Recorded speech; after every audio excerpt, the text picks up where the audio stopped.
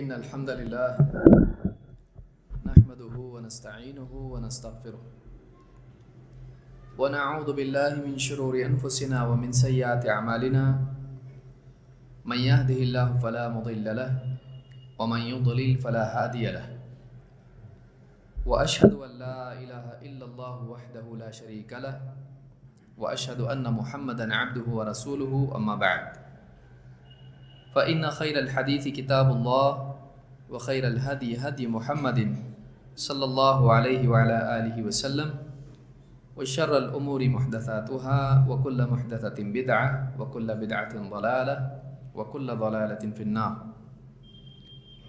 قال الله تبارك وتعالى واتبع سبيل من أناب إلي. میرے محترم دینی بھائیوں اور قابل احترام اور بہنوں، سلف کے منہج سے ہٹی ہوئی چیزوں میں سے ایک چیز یہ بھی ہے کہ ایک انسان اپنی طرف سے افراد، اوقات، جگہوں یا کسی دینی چیز کو یا دنیوی چیز کو اپنی طرف سے افضل مانے، اور ایک چیز کو بلا دلیل دوسری چیز سے یا ایک شخص کو بغیر کسی شرعی دلیل کے دوسرے شخص سے افضل مانے۔ اس تعلق سے شیخ محمد ابن عمر بازمول حفظہ اللہ کہتے ہیں لیس من منہج السلف الکلام فی التفضیل دون دلیل وَأَنَّ الْفَضْلَ بِيَدِ اللَّهِ يُؤْتِيهِ مَن يَشَاءُ وَاللَّهُ ذُو الْفَضْلِ الْعَظِيمِ۔ بغیر کسی دلیل کے کسی کو کسی سے افضل قرار دینے کی بات کرنا سلف کا منہج نہیں۔ بغیر کسی دلیل کے کسی کو کسی سے افضل قرار دینے کی بات کرنا سلف کا منہج نہیں۔ اللہ تعالیٰ نے فرمایا وَأَنَّ الْفَضْلَ بِيَدِ اللَّهِ کہ فضل اللہ کے ہاتھ میں ہے، یؤتیہ من یشاء جس کو چاہتا ہے دیتا ہے، واللہ ذو الفضل العظیم اور اللہ تعالیٰ بڑے عظیم فضل والا ہے، کہ فضل اللہ ہی کے ہاتھ میں ہے، جسے چاہتا ہے دیتا ہے، عطا کرتا ہے، اور بڑے عظیم فضل والا کون ہے؟ اللہ ہے۔ یہ سورۃ الحدید کی آیت نمبر 29 ہے۔ اس میں ہم کو کیا سیکھنا ہے؟ اس میں دو باتیں ہم کو سیکھنی ہیں جو سلف کے منہج سے جڑی ہیں، اور دو باتوں سے بچنا ہے جو اس کے برخلاف ہیں۔ پہلی بات یہ ہے کہ ہم کو اختیار نہیں ہے کہ ہم اپنی طرف سے کسی بھی چیز کو فضیلت والا مانیں۔ فضیلت اللہ تعالیٰ کا اختیار ہے، جسے چاہے عطا فرمائے۔ جیسے اپنی طرف سے کسی دن کو افضل ماننا، کہ کہیں کہ فلاں دن یہ چیز ہوئی تھی لہٰذا یہ دن افضل ہے، فلاں ولی فلاں دن پیدا ہوئے تو اب اس دن کو افضل مانا جائے، اس کی خصوصیت مانی جائے عام دنوں کے مقابلے میں۔ یا کوئی فلاں جگہ ہے، وہاں فلاں بزرگ بیٹھا کرتے تھے تو باقی جگہوں پر وہ جگہ کیا ہو گئی؟ فضیلت والی ہو گئی، اپنی طرف سے اس نے بنا لیا۔ تو اپنی طرف سے کسی شخص کو کہ فلاں خاندان کا ہے، یہ ولی کا بیٹا ہے، فلاں اللہ والے تھے، یہ کیا ہے؟ ان کا بیٹا ہے، تو یہ باقی گاؤں والوں سے کیا ہے؟ افضل ہے۔ تو اپنی طرف سے کسی شخص کو، کسی جگہ کو یا کسی وقت کو افضل ماننا دوسری چیزوں سے، اور اس کی کوئی دلیل نہ ہو، تو یہ سلف کا طریقہ نہیں ہے۔ کیوں؟ اس لیے کہ فضیلت کس کے ہاتھ میں؟ ہمارے ہاتھ میں ہے۔ ہم جس کو چاہیں افضل مانیں، ہم جس کو چاہے افضل مانیں، ایسا نہیں کر سکتے۔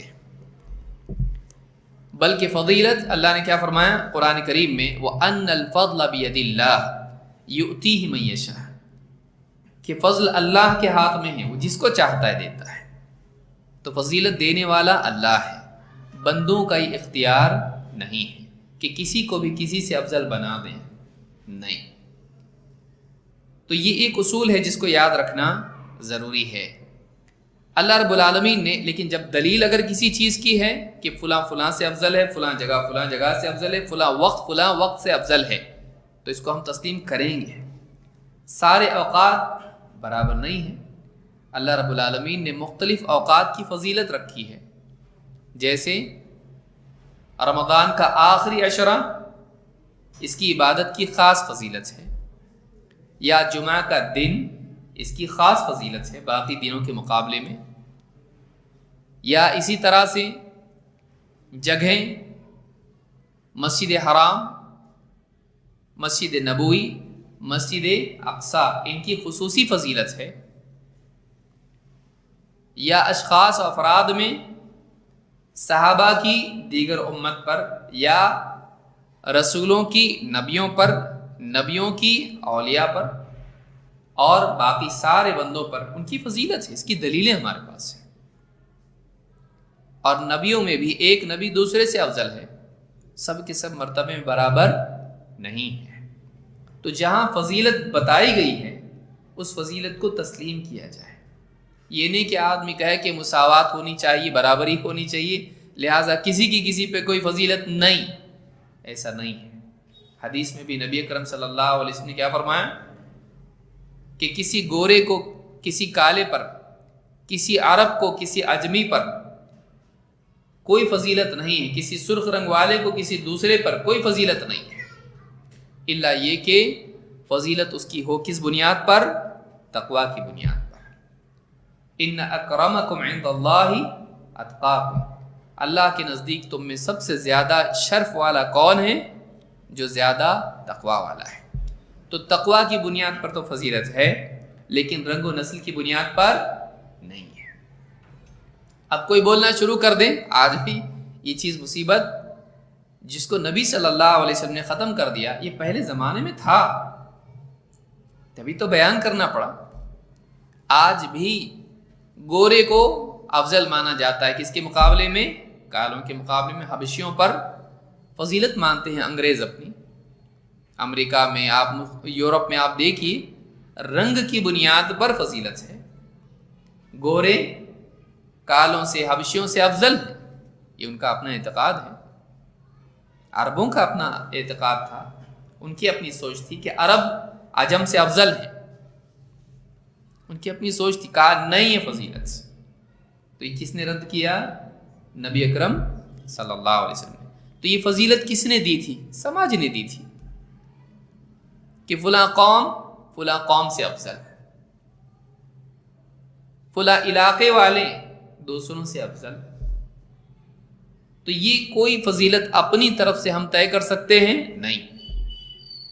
اور اسی کی وجہ سے آپ دیکھیے ذات پات کا جو دنیا بھر میں یا ہمارے اپنے ملک میں کس نے دیا یہ کہ ایک نسل کو، ایک قوم کو، ایک علاقے والوں کو ادنا اور دوسروں کو اعلیٰ مان لینا۔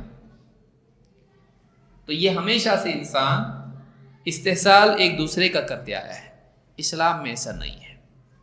اسلام میں جو دلیل ہے اس کی بنیاد پر فضیلت ہوگی۔ سماج کو اختیار نہیں کہ اپنے طور پر کسی بھی جگہ کو، کسی بھی چیز کو، اور کسی بھی عمل کو، اور کسی بھی فرد کو افضل مان لے، نہیں، دلیل چاہیے، شرعی دلیل چاہیے، اس کے لیے شرعی دلیل چاہیے۔ اللہ نے قرآن کریم میں رسولوں کے بارے میں فرمایا تِلْكَ الرُّسُلُ فَضَّلْنَا بَعْضَهُمْ عَلَى بَعْضٍ، یہ اللہ کے رسول ہیں اور ان میں سے بعض کو ہم نے بعض پر فضیلت دے رکھی ہے۔ یہ سورہ البقرہ کی آیت نمبر 253 ہے۔ اس میں اللہ نے صاف الفاظ میں بتایا کہ رسولوں میں کیا ہے؟ بعض کو بعض پر فضیلت ہے۔ اس سے یہ بات معلوم ہوتی ہے کہ ہاں اللہ کے ہاں فضیلت ہے، ایک دوسرے سے افضل ہوتا ہے، لیکن اگر اللہ بتائے تو تسلیم کریں گے، اپنی طرف سے ہم کر سکتے نہیں۔ قاعدہ یاد رکھنے کا یہ ہے، اکثر بدعات آتی کہاں سے ہے؟ اسی تفضیل کی وجہ سے آتی ہے۔ فلاں بابا کی قبر کے پاس دعا کیے نا قبول ہوتی، کیوں؟ وہ جگہ بہت زبردست ہے۔ تو اب باقی جگہوں پر اس نے کیا کیا؟ اس کو اپنی طرف سے فضیلت دے دی۔ کہ قبر کی مٹی جو ہے فلاں بزرگ کی اس میں شفا ہے، باقی مٹی کے مقابلے میں مٹی زیادہ اچھی ہے۔ وہ دوائی جو قبر پر رکھی جائے اس میں کیا آ جاتی ہے؟ شفا آ جاتی ہے۔ تو اپنی طرف سے تفضیل کسی جگہ، کسی وقت، کسی شخص، کسی علاقے، کسی نسل کو فضیلت اپنی طرف سے دینا، یہ کیا ہے؟ اس کی کوئی دلیل نہیں ہے۔ ہاں افادیت ہو سکتی ہے، کوئی آدمی کہہ سکتا بھائی اس دوا کو بھی میں نے چیک کیا، اس دوا کو بھی اس سے جلدی فائدہ مجھ کو ہوا، وہ تجربے کی بنیاد پر بول سکتا ہے، لیکن افضل ہے شرعی فضیلت نہیں۔ شرعی فضیلت اپنی طرف سے آدمی بیان کر سکتا ہے نہیں، ہاں لیکن یہ کہہ سکتا ہے کہ اس میں زیادہ فائدہ ہے، لیکن افضل ہونے کی دلیل اس کو دینی پڑے گی اللہ کی طرف سے۔ اپنی طرف سے کوئی فضیلت نہیں بتا سکتا ہے، اپنی طرف سے افضل کسی کو نہیں بنا سکتا ہے دوسروں سے بلا دلیل۔ تو اللہ نے بتایا کہ رسولوں میں فضیلت ہے، بعض رسول بعض سے افضل ہیں۔ نبی اکرم، اب تفصیلی فضیلت ہم کو نہیں بتائی گئی کہ ہر رسول سے دوسرا کون افضل ہے اور کون کم ہے، ہم کو نہیں بتایا گیا، ہم اپنی طرف سے نہیں کر سکتے، لیکن نبی اکرم صلی اللہ علیہ وسلم کی فضیلت دیگر تمام نبیوں رسولوں پر یہ ہم کو معلوم ہے۔ اللہ کے نبی صلی اللہ علیہ وسلم نے خود فرمایا انا سید ولد آدم یوم القیامت ولا فخر، میں قیامت کے دن ولد آدم کا، آدم کی اولاد کا سردار رہوں گا، سید رہوں گا، ولا فخر، اور میں بطور فخر بیان نہیں کر رہا ہوں، میں فخر کی بنیاد پر نہیں بول رہا ہوں۔ وَبِيَدِي لِوَاءُ الْحَمْدِ وَلَا فَخْرٍ، اور میرے ہاتھ میں حمد کا جھنڈا ہوگا اور مجھے اس پر کوئی فخر نہیں ہے۔ وَمَا مِن نَبِيٍّ يَوْمَئِذٍ آدَمُ فَمَنْ سِوَاهُ إِلَّا تَحْتَ لِوَائِهِ، کوئی بھی نبی ہو، چاہے آدم علیہ السلام ہو یا کوئی اور نبی ہو، وہ میرے جھنڈے تلے ہوگا، میرے جھنڈے تلے ہوگا۔ اب یہاں کیا بتائے گی کس کی فضیلت ہے؟ اس میں نبی اکرم صلی اللہ علیہ وسلم کی، سارے نبی میرے جھنڈے تلے ہوں گے، میں سارے بنی آدم کا سردار ہوں گا۔ تو یہ کیا ہے؟ یہ نص ہے، یہ دلیل ہے کہ نبی اکرم صلی اللہ علیہ وسلم کی دیگر تمام نبیوں اور رسولوں پر فضیلت کے لیے ہمارے پاس دلیل ہے۔ بلا دلیل آدمی بول سکتا ہے نہیں، اور دلیل ہے تو اس کا انکار بھی نہیں کر سکتا ہے۔ بعض لوگوں نے، یعنی دونوں مصیبتیں ہی ہیں، ثابت شدہ فضیلت کا انکار کرنا اپنی عقل کی بنیاد پر، اپنے عقل کے قاعدوں کی بنیاد پر، اور بلا دلیل کسی بھی چیز کو اپنی عقل سے افضل بنا لینا، یہ دونوں غلط راستے ہیں۔ صحیح راستہ کیا ہے؟ اپنی طرف سے ہم فضیلت کسی چیز کی مقرر نہ کریں، ایک کو دوسرے سے افضل نہ بتائیں، لیکن جب دلیل آ جائے تو پھر کیا کریں؟ اس کو قبول کریں۔ جیسے کوئی آدمی کہے کہ سورہ یاسین پورے قرآن کی سب سے بہترین اور سب سے اعظم عظمت والی صورت ہے، بلا شبہ پورا قرآن عظمت والا ہے، لیکن اب اس نے جو یہ بتایا ساری صورتوں میں سب سے افضل صورت کون سی ہے؟ سورہ یاسین۔ کیوں؟ بولے مرتے وقت پڑھتے نا، روزانہ ہمارے گھر والے پڑھتے ہیں، دلیل کیا ہے تیرے پاس؟ بلا شبہ سورہ یاسین بہت عظیم الشان صورت ہے، اس کی آیتیں، اس کی باتیں ایمان کو تازہ کرنے والی ہیں، پورا قرآن ایسا ہے، لیکن تو نے اس صورت کو چن کے کہاں سے بتایا کہ سارے قرآن پر اس کی فضیلت ہے، بقیہ صورتوں پر ہے؟ کون سی دلیل ہے تیرے پاس؟ نہیں دلیل، لیکن دلیل ہمارے پاس دوسری ہے۔ کون سی صورت ہے جو سارے قرآن میں سب سے اعظم سورہ ہے؟ سورہ کون سی ہے؟ سورۃ الفاتحہ۔ قرآن کی تمام صورتوں میں سب سے اعظم، سب سے عظیم الشان صورت کون سی ہے؟ سورۃ الفاتحہ۔ آیتوں میں آیت کریمہ، کوئی مر جاتا ہے تو کیا کرتے ہیں؟ اس کا 500 لوگ جمع ہو جاتے ہیں، اور کیا کر دیا؟ کسی کا کام نہیں ہو رہا ہے، مسئلہ حل نہیں ہو رہا ہے، تو پورے گاؤں دیہات کے لوگوں کو جمع کرتے ہیں، کھانا اچھا پکواتے ہیں، اور سب مل کے کیا پڑھتے ہیں؟ آیت کریمہ۔ کون سی وہ آیت؟ لا الہ الا انت سبحانک انی کنت من الظالمین. بدعت کرتے ہوئے بولتے ہیں اے اللہ میں ظالموں میں سے ہوں، واقعی ظالموں میں سے ہے. تو دین کے اوپر ظلم کر رہا ہے، دین میں ایسی چیز شامل کر رہا ہے جو اس میں نہیں. تو اب کوئی آدمی اس کے اپنے تصور میں ہے کہ آیت کریمہ کیا ہے؟ قرآن کی سب سے عظیم الشان. اس نے کہاں سے لیا؟ ارے اس مچھلی کے پیٹ میں سے کون نکلا تھا اس کے پڑھنے سے؟ یونس علیہ السلام. اور کوئی آیت ہے کیسی؟ تو نے اپنی طرف سے اس کو کیا کیا؟ قرآن اس کی اپنی فضیلت ہے کہ کوئی آدمی مصیبت میں پھنسا اور یہ پڑھے، اللہ تعالیٰ اس کو اس مصیبت سے نکالتا ہے. اس کی اپنی فضیلت ہے، یہ ہے، لیکن یہ بقیہ آیتوں سے افضل ہے، اس کی دلیل نہیں ہے. تو قرآن کی ساری آیتوں میں سب سے افضل آیت کون سی ہے؟ کون سی ہے؟ آیت الکرسی. ڈر رہے ہیں لوگ بولنے کے لیے، دوسرا تو نہیں نکلے گا. ساری آیتوں میں سب سے افضل آیت کون سی ہے؟ آیت الکرسی. تو یہ دلیل کی بنیاد پر ماننا ایک طرف ہے اور بلا دلیل ماننا یہ دوسری طرف ہے، اپنی طرف سے فضیلتیں بنانا.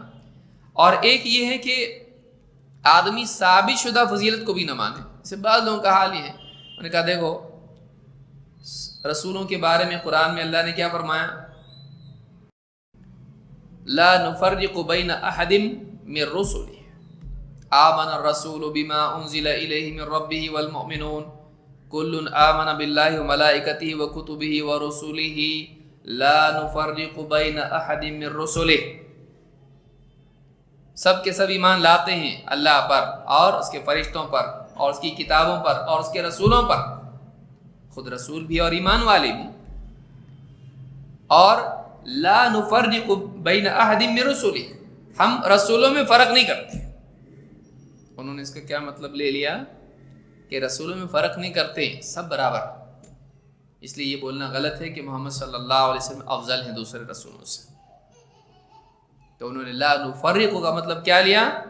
لا نفضل، ہم فضیلت کسی کی کسی پر نہیں مانتے ہیں، سب برابر ہے رسول. دو غلطیاں یہاں ہوئی. ایک تو یہ کہ انہوں نے یہ معنی لیے جو سمجھے نہیں کہ واقعی اس کا مطلب کیا، لا نفرق کا مطلب کیا ہے. دوسرے یہ کہ انہوں نے اس کے ماننے میں دوسری نص کی مخالفت کی. اللہ تعالیٰ فرمائے کہ تلک الرسل فضلنا بعضهم على بعض، یہ رسول ہیں ہم نے بعض کو بعض پر فضیلت دی ہے. تو اس دلیل کا انکار کر دیا گویا کہ فضیلت ہے، تو یہ کہہ رہا نہیں ہے. تو یہ مخالف ہوا کہ نہیں ہوا؟ اس نے ایک بات قرآن کی نہیں مانی دوسری بات کو غلط سمجھنے کی وجہ سے. تو لا نفرق کا مطلب کیا ہے؟ لا نفرق کا مطلب یہ ہے ہم ایسا نہیں کرتے کہ بعض کو مانتے بعض کو نہیں مانتے. ماننے میں کسی میں فرق کرتے، سب کو مانتے ہیں. یہود کیا کرتے تھے؟ اپنے سارے جتنے نبی پچھلے رسول آئے سب کو مانتے تھے، لیکن عیسیٰ علیہ السلام کو اور محمد صلی اللہ علیہ وسلم کو مانتے تھے نہیں. عیسائی کیا کرتے تھے؟ عیسیٰ علیہ السلام کو تو مانتے تھے لیکن محمد صلی اللہ علیہ وسلم کو نہیں. مسلمان کیا کرتے ہیں؟ موسیٰ علیہ السلام کو بھی مانتے اور عیسیٰ علیہ السلام کو بھی مانتے اور محمد صلی اللہ علیہ وسلم کو مانتے. ہم فرق نہیں کرتے، ہم ان کو مانیں گے ان کو نہیں مانیں گے. یہود کہتے تھے ہم موسیٰ علیہ السلام کو مانیں گے عیسیٰ کو نہیں مانیں گے، رسول نہیں ہو، جادوگر ہو، نعوذ باللہ. عیسائی محمد صلی اللہ علیہ وسلم کو نہیں مانتے تھے، لیکن مسلمان سب کے اوپر ایمان لاتے ہیں، ایک کو مان کے دوسرے کا انکار نہیں کرتے. یہاں یہ مطلب ہے. لیکن بعض لوگوں نے کیا کیا؟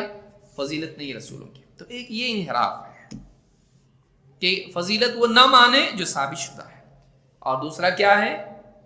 جس کا کوئی ثبوت ہی نہیں ہے زبردستی اپنی طرف سے فضیلت تھوپتے. یہ گمراہی ہے، یہ گمراہی ہے. جو حدیث میں نے بیان کی یہ مسند احمد، ترمذی اور ابن ماجہ میں ہے. اللہ تعالیٰ قرآن کریم میں فرماتا ہے انظر کیف فضلنا بعضهم على بعض وللآخرۃ اکبر درجات واکبر تفضیلا.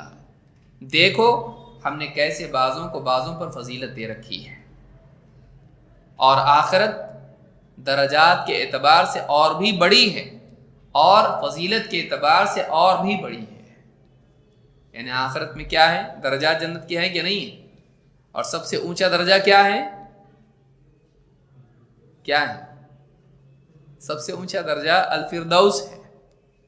سب سے اونچا درجہ فردوس ہے، جو اعلیٰ ترین مرتبہ ہے جو جنتیوں کو دیا جائے گا۔ سب سے اونچے درجے کی جنت الفردوس ہے۔ تو یاد رکھنے کی بات یہاں پر یہ ہے کہ اہل حق سلف اپنی رائے سے تفضیل نہیں کرتے بلا دلیل، جب تک کہ کوئی دلیل ان کے پاس نہ ہو۔ دو، ثابت شدہ فضیلت کا انکار بھی نہیں کرتے۔ یہ اصول ہم کو سیکھنا ہے۔ تین مثالیں ہم دیکھتے ہیں اور اس سے سمجھنے کی کوشش کرتے ہیں۔ نمبر ایک، صوفیوں نے گمراہی میں اپنی عقل سے فضیلت کا نقصان کیا ہو سکتا ہے، کہاں تک جا سکتا ہے یہ؟ صوفیوں میں بعض صوفی اتنے دور نکل گئے کہ انہوں نے کہا ولی نبی سے افضل ہوتا ہے۔ آپ لوگوں کے لیے تعجب کی چیز ہے، لیکن ابن عربی نے بات کہی ہے کہ ولی کیا ہے؟ ولایت کا مقام نبوت سے بھی اونچا ہے۔ ابن حجر رحمۃ اللہ علیہ فرماتے ہیں اپنی کتاب الاصابہ فی تمییز الصحابہ میں، اور اس کی اصل جڑ کہاں سے آئی وہ بھی آپ کو معلوم پڑے گا کیوں ایسا ہے۔ قال ابن حجر کہتے ہیں وَكَانَ بَعْضُ أَكَابِرِ الْعُلَمَاءِ يَقُولُ أَوَّلُ عُقَدٍ يَحُلُّ مِنَ الزَّنْدَقَةِ اعْتِقَادُ كَوْنِ الْخِضْرِ نَبِيًّا۔ بے دینی، گمراہی، ارتداد، ہلاکت، زندیقیت، زندقہ، اس کی پہلی گانٹھ اسی وقت کھل جاتی ہے جب آدمی یہ مان لیتا ہے کہ خضر نبی تھے۔ جب آدمی مان لیتا ہے کہ خضر کیا تھے؟ خضر معلوم ہے سب کو، موسیٰ علیہ السلام کے زمانے میں تھے، اور موسیٰ علیہ السلام سے قوم نے پوچھا ایک دن سب سے زیادہ علم کون والا کون ہے؟ تو موسیٰ علیہ السلام نے کیا کہا؟ میں۔ کسی اور کو تو وہ جانتے نہیں تھے، کہا کہ میں۔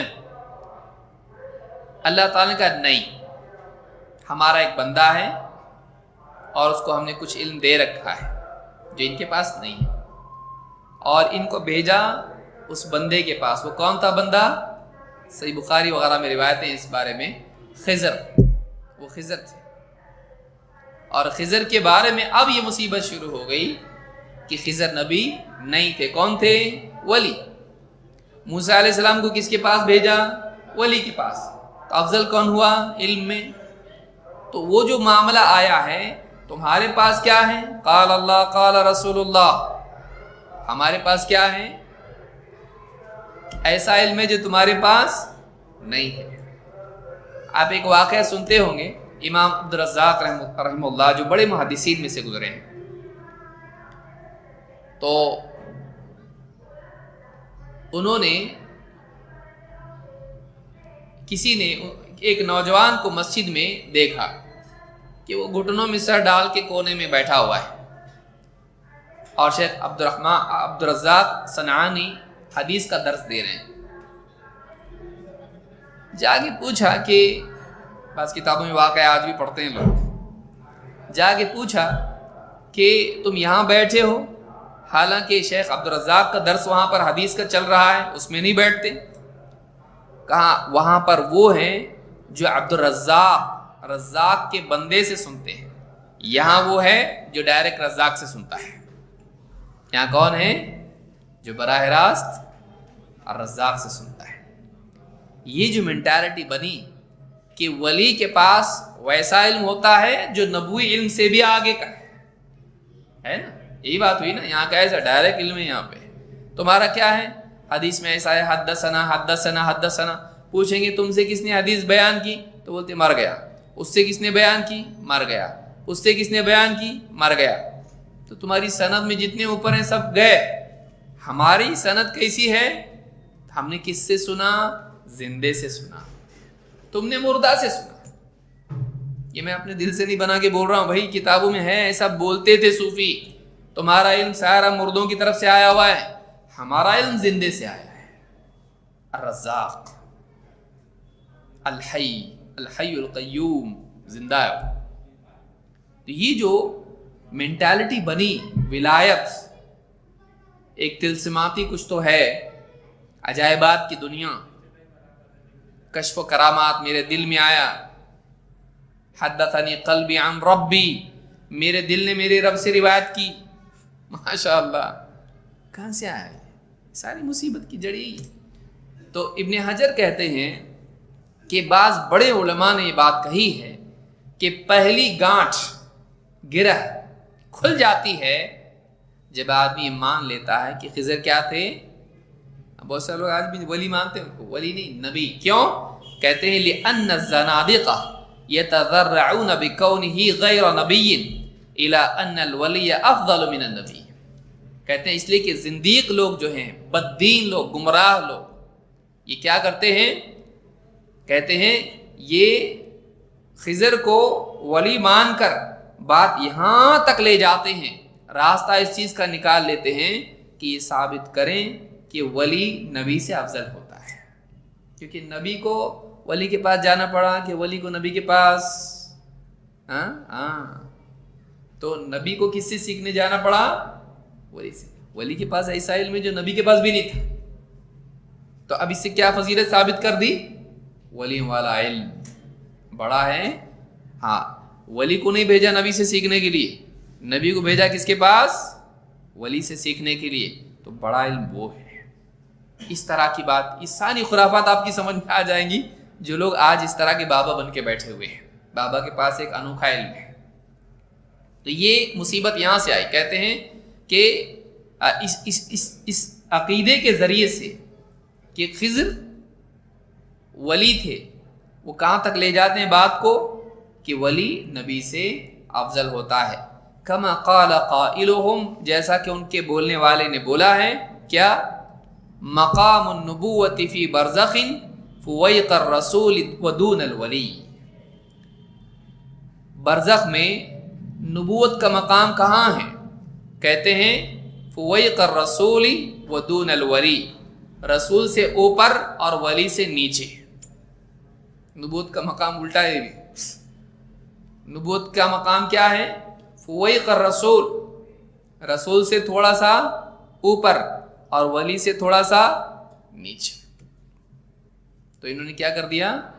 ولی سے بھی نیچے نبوت کو کر دیا، نبوت کو ولی سے بھی نیچے۔ سوچئے، تو یہ بات کس نے کہی؟ ابن حجر رحمۃ اللہ علیہ نے کہی ہے۔ تو یہ جو فضیلت دی، بعض صوفیوں نے دی، ابن عربی نے فضیلت دی ہے، اور ابن عربی کے کلام میں سے یہ شعر جو ہے ذکر کیا ہے ابن تیمیہ رحمۃ اللہ علیہ مجموع الفتاویٰ میں۔ تو یہ غلط عقیدہ اس وجہ سے پیدا ہوا ہے کہ اپنی طرف سے انہوں نے فضیلت دی، کس کو؟ خضر کو، موسیٰ علیہ السلام پر، اور پھر نکالا مقام نبوت افضل ہے، مقام ولایت افضل ہے، کس سے؟ مقام نبوت سے۔ یہی حال کن کا ہوا؟ شیعہ کا۔ شیعہ دیکھیے، شیعہ کس کو افضل مانتے ہیں؟ حضرت ابو بکر صدیق اور حضرت علی میں کس کو مانتے ہیں افضل؟ اچھا، یہاں پر سوال یہ ہے کہ اصل مسئلہ اس میں کیا ہے؟ ابن حجر نے دوسری جگہ بات کہی ہے، کہتے ہیں وَمِنْ أَوْضَحِ مَا يُسْتَدَلُّ بِهِ عَلَى نُبُوَّةِ الْخَضِرِ، کہتے ہیں کہ سب سے واضح بات جس سے یہ بات ثابت ہوتی ہے اور دلیل دی جا سکتی ہے کہ خضر ولی نہیں نبی تھے، کون سی دلیل ہے وہ؟ کہاں سے آپ بول رہے ہیں؟ کوئی ہم سے پوچھے تو کہتے ہیں قولہ وما فعلته عن امری، وما فعلته عن امری، میں نے اپنے حکم سے نہیں کیا، کس کے حکم سے کیا؟ اللہ کے حکم سے، اللہ کی طرف سے برابر ان کو وحی دی جاتی تھی۔ تو کہتے ہیں وما فعلته عن امری، میں نے اپنے دل سے کام نہیں کیا کہ میں نے دیوار سیدھی کر دی، میں نے بچے کو قتل کر دیا یا ناؤ میں سوراخ کر دیا، تو میں نے اپنے دل سے نہیں کیا یہ، تو کس کے امر سے ہوا یہ؟ آپ سورہ کہف پڑھیں گے تو آپ کو پورا سمجھ میں آئے گا کہ وہ اللہ کی طرف سے ان کو علم دیا گیا تھا، یہ نبی تھے، اللہ نے ان کو علم دیا تھا۔ تو کہتے ہیں وَيَنبَغِي اعتقاد كَوْنِهِ نَبِيًّا لِأَلَّا يَتَذَرَّعَ بِذَلِكَ أَهْلُ الْبَاطِلِ فِي دَعْوَاهُمْ अन्नल वली अफ़ज़ल मिनन नबी हाशा वकल्ला। कहते हैं कि ये एतक़ाद ज़रूरी है इसलिए कि कहीं बात आदमी की अक़ल में यहाँ तक न चली जाए, जैसे अहले बातिल कहते हैं कि नबी से अफ़ज़ल कौन होता है? वली। अफ़ज़ल कौन होता है? वली या नबी? नबी अफ़ज़ल होता है। तो सूफियों में ये बात मानी गई कि नबूवत का मकाम किससे छोटा है? विलायत से। बड़ा मकाम विलायत का है। इसलिए आप देखेंगे कि सूफ़ी क़ाल अल्लाह क़ाल रसूल की तरफ नहीं आते हैं, दिल की नमाज़ पढ़ रहे हैं, अपनी तरफ से कुछ भी कर रहे हैं। क्यों? इसलिए कि उनके जहन में तो ये एक आला मकाम है, शरीयत, फिर उसके बाद वो तरीक़ा, उसके बाद क्या क्या उसके हैं, हकीकत को पहुँच चुका है ये। दूसरा जो मामला है शिया का है। शिया के पूरे दीन का मदार किस पर है? हज़रत अली अफ़ज़ल है। उनका हक़ उनको नहीं मिला। कौन खा गए? अबू बकर व उमर रज़ी अल्लाह तआला अन्हुमा। शिया ये कहते हैं, बल्कि ये कहते हैं कि ये मुनाफिक थे, नऊज़ बिल्लाह। नबी सल्लल्लाहु अलैहि वसल्लम की ज़िंदगी में ये आपके साथ इसलिए हो गए कि आपके बाद आपकी जो भी बनाई हुई हुकूमत है उस पर कब्ज़ा कर जाएं, जो भी आपने निज़ाम बनाया था उसके ऊपर काबिज़ हो जाएं। नऊज़ बिल्लाह। ये कम से कम बता रहा हूं मैं, इससे ज़्यादा बोलते हैं। तो अब उनका सारा मदार किस पर है? किसको खिलाफत मिलनी चाहिए थी? हज़रत अली को। वो हकदार थे, ये लोग नहीं। उनका ये बोलना है। कौन बोला आपको ये? कहाँ से लाया इसको? कोई दलील नहीं इसकी। अच्छा, दलीलें हैं तो भी कैसी? अना मदीनतुल इल्म व अलीयुन बाबुहा, मैं शहर हूं इल्म का और अली उसका क्या है? दरवाजा। एक शिया ने 21 दलीलें दी हैं हजरत अली की फजीलत की। सर क्या लिखा है पैदल, क्या दलील? झूठी हदीस है ये सख्त ज़ईफ़ हदीस है, बल्कि मौजू भी कहा है उलमा ने इसको। आपको लगेगा क्या गलत है इसमें? अच्छा है ना, तारीफ़ी की तो बात है। बाकी लोग क्या है फिर? यानी तुमको अगर इल्म चाहिए तो फिर हज़रत अली वाला ही इल्म लेना पड़ेगा। घर में कहाँ से आते? वक़्तुल बुयूता मिन अब्वाबिहा, घरों में दाखिल हो कहाँ से? दरवाज़ों से। कुरान में अल्लाह ने कहा है। मतलब तुमको इल्म चाहिए फिर तुमको दूसरी जगह से नहीं, कहाँ से आना पड़ेगा? अली से आना पड़ेगा। जिस रिवायत में अली है बस, बाकी नहीं। अबू हुरैरा, अबू बकर, उमर इब्न अब्बास, आयशा तो बिल्कुल नहीं, रज़ी अल्लाह तआला अन्हा। तो उन्होंने क्या किया? ऐसी हदीसें घड़ी और इस तरह की बातें उन्होंने कही। हम कहते हैं कि सारे सहाबा नबी अकरम सल्लल्लाहु अलैहि वसल्लम के इल्म तक पहुँचने का दरवाज़ा है। इनके ज़रिए से ये जब सनद में आते हैं हमको एतमाद हो जाता है। सहाबी है, उनके बारे में नहीं पूछा जाएगा, वो काबिल एतमाद है। लेकिन इन्होंने किसको बनाया? सिर्फ हज़रत अली से लो। इसीलिए वो वही रिवायतें लेते हैं जो उनके अहले बैत से आई हूँ। नहजुल बलागा और इस तरह की किताब जो भी उनकी है वो सिर्फ लेते हैं जो अहले बैत से आई, बाकी नहीं। वो तो हमारी हुज्जत के लिए इस्तेमाल करते बुखारी और मुस्लिम को, वरना वो नहीं मानते इनको। उनके पास उनकी किताब है। अब इस हदीस को घड़ा, इसकी सनद में राफिजी और सख्त रद्द किया उलमा ने इस हदीस का। शेख अल-अलबानी ने तफसील से उसकी सनद पे कलाम किया है, खुद इसकी सनद में राफिजी है। तो और हदीस क्या बयान की, ये थोड़ा दिमाग में किसी के आ भी सकती है, इसलिए सुन लीजिए उस बारे में। साद इब्न अबी वक्कास रज़ी अल्लाह तआला कहते हैं, खल्लफ़ रसूलुल्लाह सल्लल्लाहु अलैहि वसल्लम अली इब्न अबी तालिब, हज़रत अली इब्न अबी तालिब रज़ी अल्लाह तआला को अल्लाह के रसूल सल्लल्लाहु अलैहि वसल्लम ने अपने पीछे छोड़ा, जानशीन बनाया मदीना में। फ़ी ग़ज़वती तबूक, तबूक की जंग में जब आप गए गज़वा के लिए, जंग के लिए, तो आपने अपने पीछे किसको छोड़ा? हज़रत अली को। और मदीना की निगरानी तुम करना, अपना जानशीन बनाया। खल्लफ़ा, पीछे छोड़ना। یا رسول فقال یا رسول اللہ تخلفنی فی النساء والصبیان. حضرت علی نے کیا کہا؟ بطور اعتراض نہیں لیکن بطور چاہت کہا کہ اللہ کے رسول آپ مجھ کو عورتوں بچوں میں مجھ کو آپ ذمہ دار بنا کے جا رہے ہیں، مطلب مجھ کو آپ پیچھے چھوڑ رہے ہو، لیکن میرے ساتھ کون ہے؟ عورتیں اور بچے، ان کے اوپر مجھ کو آپ نگرانی کے لیے چھوڑ کے جا رہے ہیں. میری جگہ جنگ ہے، وہاں میں آنا چاہتا ہوں، یعنی بتانا چاہ رہے ہیں کہ میں آنا چاہتا ہوں، آپ مجھ کو ان میں چھوڑ کے جا رہے ہیں عورتوں بچوں میں. فقال اما ترضى ان تكون مني بمنزلة هارون من موسى. کہا کیا تم اس بات سے راضی نہیں ہو کہ تمہارا معاملہ، تمہارا مقام، تمہاری جگہ، تمہارا تعلق مجھ سے ویسا ہو، تمہارا معاملہ میرے ساتھ ایسا ہو جیسے ہارون کا موسیٰ سے تھا. تمہارا کیس، تمہارا اس مرتبہ کا میرا تم کو یہاں چھوڑ کے جانا، یہ تمہارا مقام ایسا ہو، تمہاری منزلت ایسی ہو جیسے ہارون کی موسیٰ سے تھی. غیر انہ لا نبی بعدی. ہاں یہ بات ہے کہ میرے بعد کوئی نبی نہیں، میرے بعد کوئی نبی نہیں. کوئی یہ نہ سمجھے کہ ہارون علیہ السلام بھی تو نبی تھے، تو آپ نے کیا کہا؟ ہاں لیکن میرے بعد کوئی نبی نہیں ہے. اس کو امام البخاری نے اور امام مسلم نے اپنی صحیح میں روایت کیا ہے. آپ نے اپنے بعد کس کو جانشین بنایا؟ حضرت علی کو.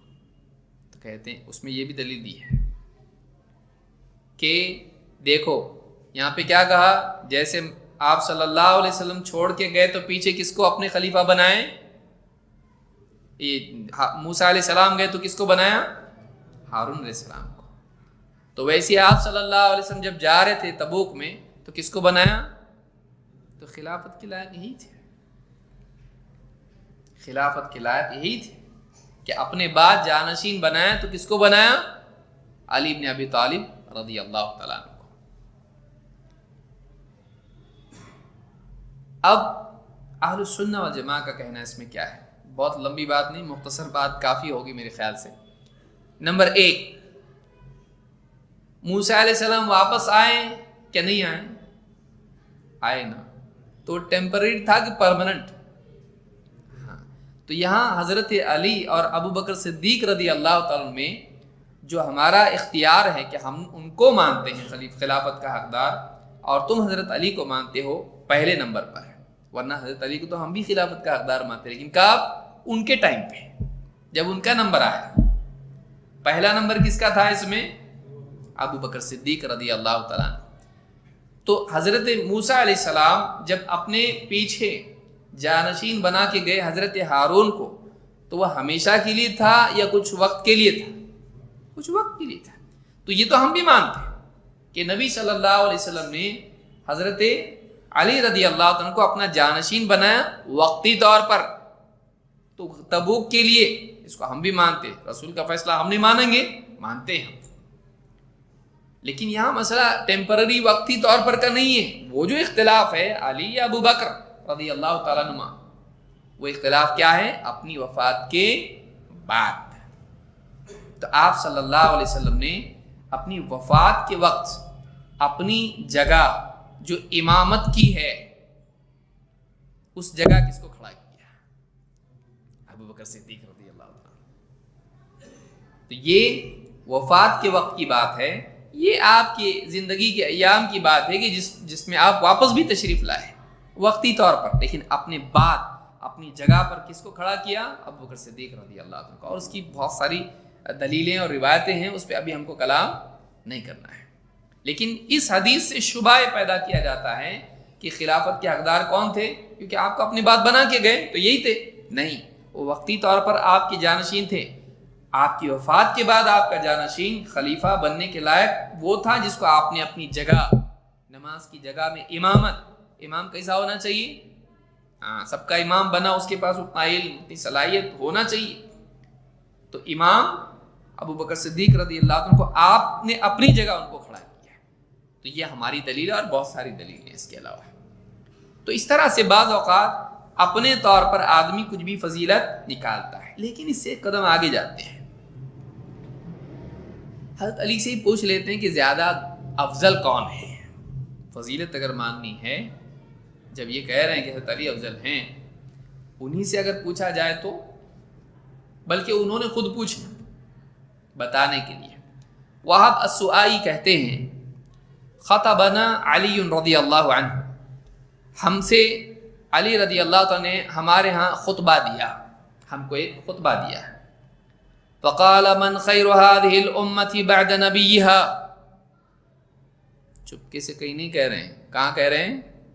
خطبے میں.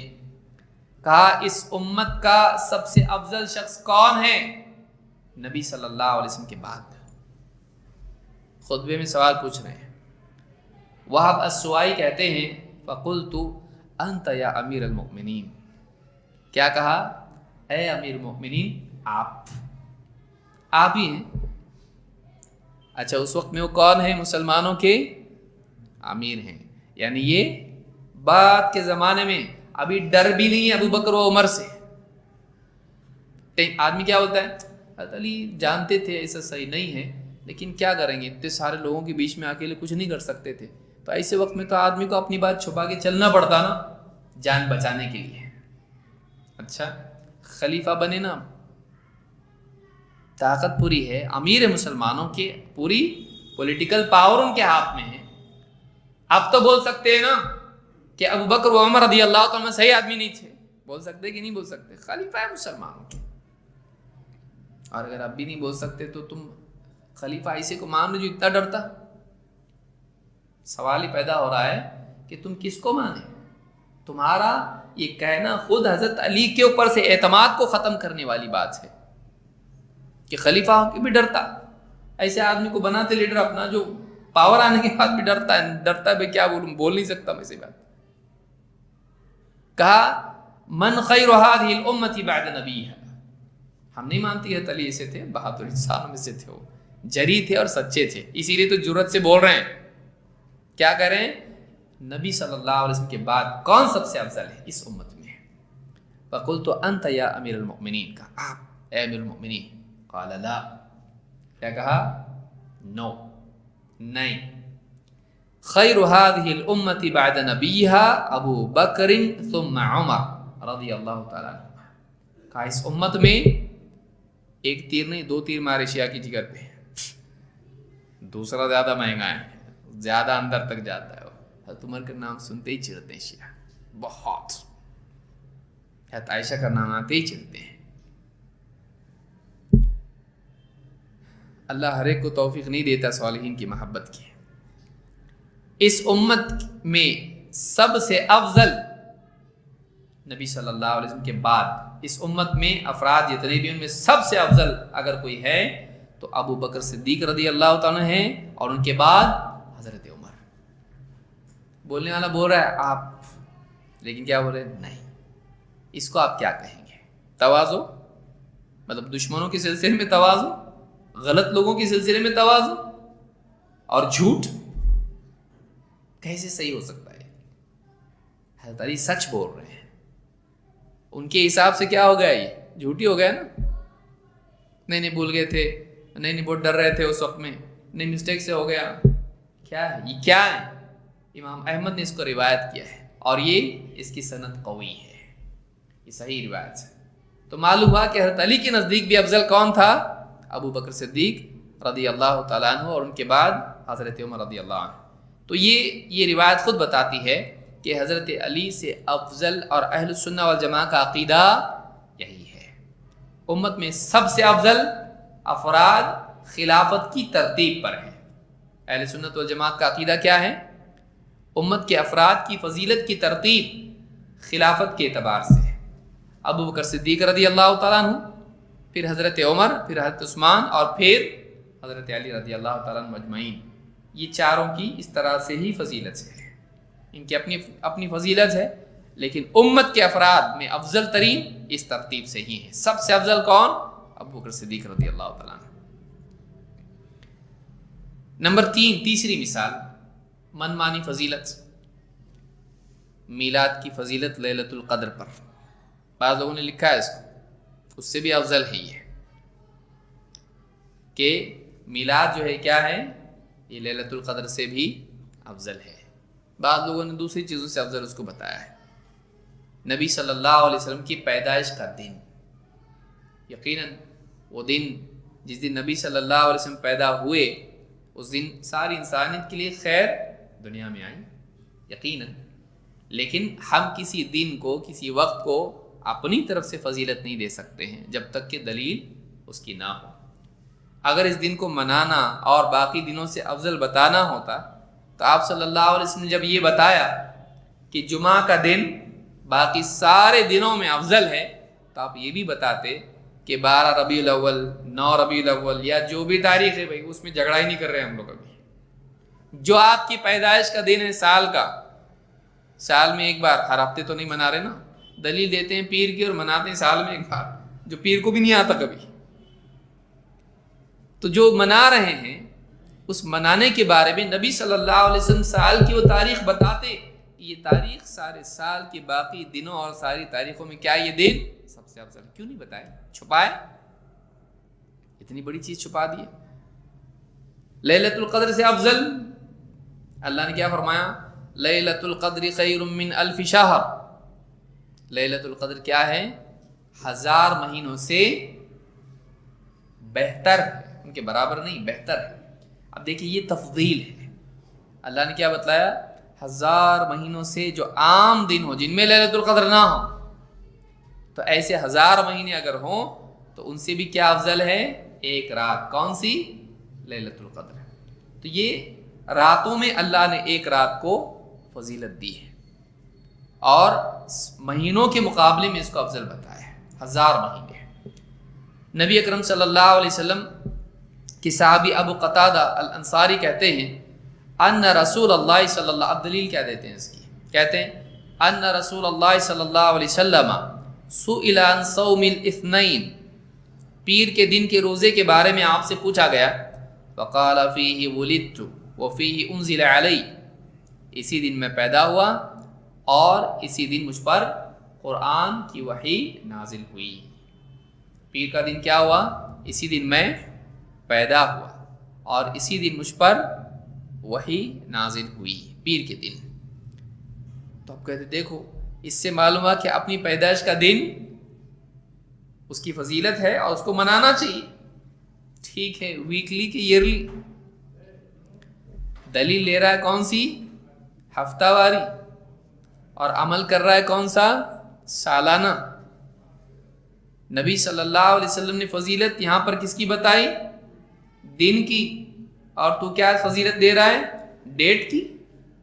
اب سوچیے، اور آدمی کرتا ہے اور کوئی پکڑتا بھی نہیں اس کو، نہیں پکڑنا کمال ہے، کرنا نہیں۔ کہ آدمی جو جی میں آئے بولے کہ دیکھو دلیل میں مل رہا ہے کہ نبی صلی اللہ علیہ وسلم بتایا میں پیدا ہوا اس دن، اسی لیے روزہ رکھنا چاہیے اس دن۔ کیوں؟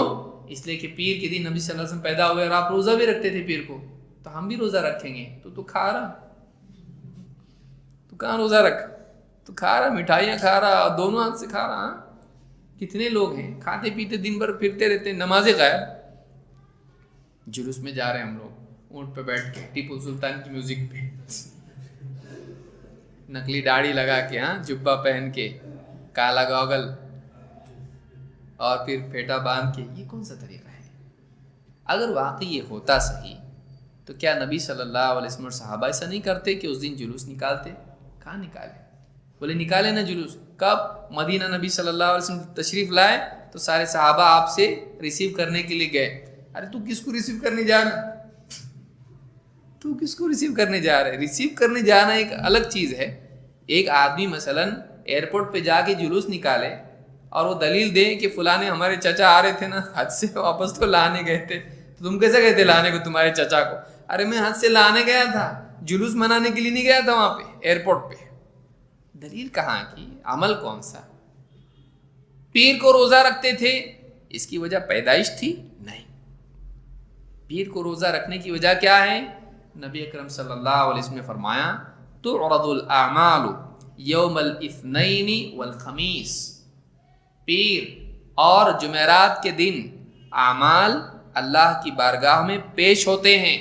فأحب ان يعرض عملی وانا صائم، مجھے بات بہت پسند ہے کہ میرا عمل اللہ کے ہاں پیش ہو تو میں روزے سے رہوں. تو روزہ رکھنے کی وجہ کیا ہے؟ پیدائش کا دن منانا. کیوں روزہ کیوں رکھ رہے ہیں؟ کہ پیر خالی پیر کو پیش ہوتے ہیں؟ نہیں، پیر اور جمعرات. تو ان دنوں میں تو پیر کو بھی روزہ رکھ رہے اور جمعرات کو بھی. کیوں رکھ رہے ہیں؟ اس دن اعمال اللہ کے ہاں پیش ہوتے ہیں. تو میں یہ پسند کرتا ہوں کہ جب اللہ کے ہاں میرا عمل پیش ہو تو میں کیا ہوں؟ روزے سے ہوں. یہ نہیں کہ میں پیدا ہوا تھا اس لیے روزے رکھ رہا ہوں. تو لوگوں نے دلیلوں کو ادھر کا ادھر توڑ مروڑ کے زبردستی فٹ کر کے اپنی بدعتوں کے لیے راستہ نکالا، اور انہوں نے بتایا کہ یہ دن کیا ہے؟ باقی دنوں سے افضل ہے. اس کی کوئی دلیل نہیں ہے.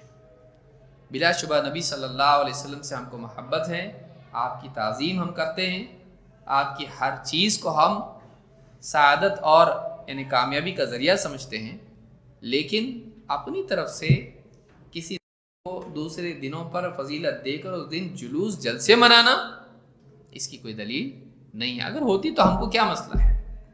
بھائی مسئلہ کیا ہے؟ جو ہوگا ہم کریں گے. جلوس نکالو، جلوس نکالیں گے، لیکن دلیل اس کی ہونا چاہیے. بھائی عید کی دن آؤ نماز کو سب آتے ہیں ہم لوگ، جمعہ کو بھی آؤ بولتے ہیں آتے ہیں ہم لوگ. جمع ہونا ہی اگر ہے تو جہاں جمع ہونے کی دلیلیں ہو رہی، اذان ہوئی، ہم لوگ آ رہے ہیں. اذا نودی للصلاۃ من یوم الجمعۃ فاسعوا الی ذکر اللہ وذروا البیع. کام دھندے چھوڑ کے آ رہے، جلوس میں بھی جائیں گے کام دھندے چھوڑ کے. دلیل تو دو. دلیل کیسی ہونا چاہیے؟ ابو بکر رضی اللہ تعالیٰ نے جلوس نکالے، عمر رضی اللہ عنہ نے جلوس نکالے. اس کی دلیل ہے؟ نہیں ہے. جب انہوں نے نہیں کرا، ہم نے، جب وہ گناہگار نہیں ہوئے کر کے جلوس نہیں نکال کے، ہم کیسے ہو جائیں گے؟ وہ نبی کے دشمن نہیں ہوئے جلوس نہیں نکال کے، ہم کیسے دشمن ہوں گے؟ وہ اپنے گھروں کو 12 ربیع الاول کو نہیں سجاتے تھے، کچھ خاص پروگرام ان کے نہیں ہوتا تھا، وہ برے نہیں ہیں، تو ہم کیوں برے ہو گئے؟ وہ صحیح تھے. کیوں؟ اس لیے کہ یہ دین میں نہیں ہے. اس دین کی واقعی فضیلت منانا کوئی اس کی دلیل نہیں ہے. آپ کو صحابہ سے تذکرہ بھی نہیں ملے گا کہ فلانی تاریخ نبی صلی اللہ علیہ وسلم کی پیدائش کا دن ہے، اس دن خاص یہ کام کرنا چاہیے، ذکر کرو، درود پڑھو، تلاوت کرو. اپنی طرف سے کوئی اس طرح کی خصوصیت ہم رکھ سکتے نہیں. ہاں اگر دیکھنے کی چیز یہ ہے تو یہ ہے کہ واقعی رسول صلی اللہ علیہ وسلم کی تعلیمات کیا ہے، آپ نے کیا حکم دیا، کن چیزوں سے منع کیا، آپ کی سنت کیا ہے، اس کے مطابق جینا. یہ دیکھنے کی تو توفیق نہیں. ایک دن پکڑ لیا سال کا اور دن جلوس منع کے سمجھ رہے کہ نبی سے محبت کا ہم نے حق ادا کر دیا. یہ حق ہے نبی کی محبت کا، تو پھر کیوں ادا نہیں کیا ابو بکر و عمر رضی اللہ تعالیٰ عنہ نے؟ کیوں ادا نہیں کیا حضرت عثمان اور علی رضی اللہ تعالیٰ عنہ نے؟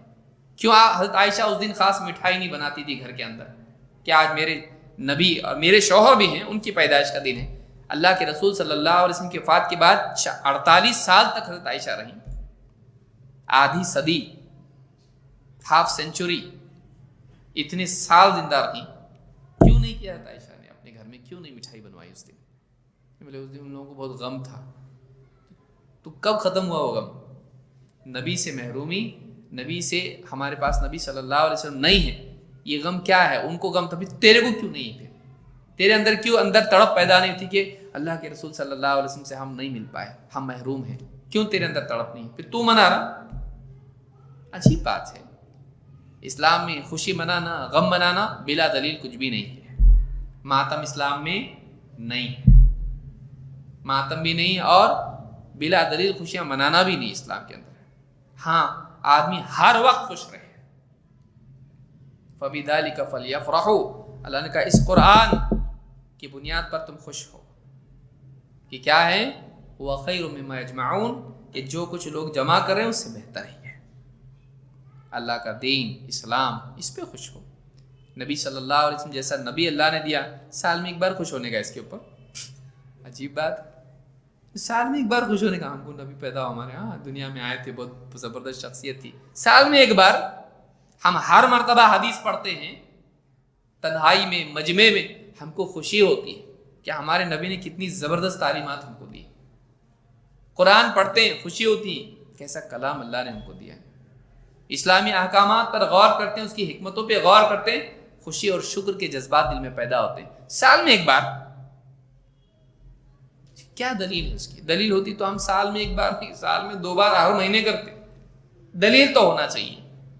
ہر چیز کی دلیل ہے کیا؟ جو پھر تیرے جو جی میں آئے تو کر، اس کو دین کا نام مت دے. پھر اگر تجھ کو کچھ کرنا ہی ہے، جو جی میں آئے کر، دین کا نام مت دے. اور وہ نہیں کرنے والوں کو برا مت بول. تو بول میرے جو جی میں آئے گا میں کروں گا، ایسا بول. پھر اگر تجھ کو دلیل کی ضرورت نہیں ہے تو جو جی میں آئے کر. اللہ سے امید مت رکھ ثواب کی، کیونکہ اللہ تعالیٰ ثواب دے گا. اس کی دلیل کہاں ہے؟ ہاں، نبی سے محبت کی دلیل ہے. نبی صلی اللہ علیہ وسلم سے محبت کرے گا، نہ صرف ثواب ملے گا بلکہ ایمان بھی بڑھے گا. لیکن تو تیرے جی میں جو بھی آیا منائے گا اور کہے گا کہ ثواب ملے گا. اللہ رب العالمین نے نبی صلی اللہ علیہ وسلم نے اگر بتایا ہو تو ملے گا، ورنہ کہاں دلیل ہے اس کی؟ یاد رکھیں اس کو. لہذا بعض لوگ اس کو نہیں منانا، 12 ربیع الاول کو نہیں منانا، نبی اکرم صلی اللہ علیہ وسلم سے محبت نہ ہونے کی دلیل مانتے ہیں. ایسا نہیں ہے، ایسا نہیں ہے. جیسے کوئی شخص داخل ہو اور آپ اس کے لیے کھڑے نہیں ہوئے، بولے محبت نہیں، ادب نہیں اس کو. تو بھائی اسلام میں ایسا نہیں ہے کہ کوئی آئے تو اس کے لیے کھڑا ہوا جائے. اس کا یہ مطلب نہیں کہ ہم محبت نہیں کرتے. یا کوئی غیر مسلم ہم سے کہے تم لوگ ماں باپ کے پاؤں نہیں چھوتے ہو، تو ماں باپ کا احترام نہیں کرتے. اسلام میں احترام اس سے جڑا ہوا نہیں کہ پاؤں چھوئیں گے تو ہی احترام ہے. یا کوئی بہن کہے، کوئی عورت کہے کہ تم لوگ اپنی بہنوں کا خیال نہیں رکھتے، کیا تمہارے یہاں ہاتھ پر دھاگا نہیں باندھا جاتا؟ تو کیا اس سے بہن کا حق ادا ہوگا؟ اس سے ہی واقعی دلیل ملے گی کہ بہن کسی اور ملک میں کوئی اور رسم ہوگی، کسی اور ملک میں. یا کوئی کہے کہ تم اولاد سے محبت نہیں کرتے، کون بولا تم کو؟ بولے برتھ ڈے کدھر مناتے اس کا تم؟ کوئی کہے تمہاری بیوی سے تم محبت نہیں کرتے، کیوں؟ بولے اس کے ساتھ سالانہ اینیورسری نہیں مناتے، پلاٹینم گولڈن جو وہ 25 سال ہوئے شادی کو، 10 سال ہوئے، نہیں کرتے تم لوگ. تم کو شادی کی خوشی نہیں ہوئی. تو لوگ کیا کرتے ہیں، اپنی طرف سے فیسٹیولز، اوکیجنز اور اس طرح کی چیزیں کرتے ہیں اور اس کو بنیاد بناتے محبت اور اس چیز کی. اسلام میں ایسا نہیں ہے. اسلام میں ایسا نہیں. اس بات کو ہم کو یاد رکھنا ہے کہ کوئی آدمی، اب بعض لوگوں کو آپ دیکھیے، 17 رمضان جنگ بدر ہوئی تھی، خاص پروگرام رکھنے کا بدعت نہیں ہے یہ؟ 17 رمضان کو خصوصی پروگرام رکھنا، خاص عالم کو بلا کر اس کا لیکچر رکھنا، لوگوں کے دلوں میں ایمان تازہ کرنا، کیا یہ منانا بدعت نہیں ہے؟ اور آپ 15ویں شعبان کے بارے میں، معراج کی رات میں آپ بول رہے ہیں یہ ثابت نہیں ہے اس رات کو خاص کرنا. بدر کے دن کا اس تاریخ کو رمضان میں خاص پروگرام رکھنا اچھے پڑھے لکھے لوگ بھی کرتے ہیں. یہ کیوں؟ علماء کی رہنمائی نہیں ہے. تو اس طرح کی بہت ساری چیزیں، یا کسی ایک خاص تاریخ کو کچھ خاص کام کرنا، آپ دیکھیے کیا ہے یہ یادگاریں منانا، سالانہ پیدائش کی، موت کی، خوشی کی، غم کی، اس دن کو خصوصی بقیہ دنوں کے مقابلے میں شرف دینا بلا دلیل اسلام میں نہیں ہے. سمجھ میں آئی بات؟ تو یہ آج کے لیے سیکھنے کی چیز تھی. اللہ رب العالمین ہم کو سمجھ عطا فرمائیں اور قرآن و سنت کا علم حاصل کرنے کی اور اس کے مطابق جینے کی ہم سب کو توفیق عطا فرمائیں. اقول ھذا واستغفر اللہ لی ولکم.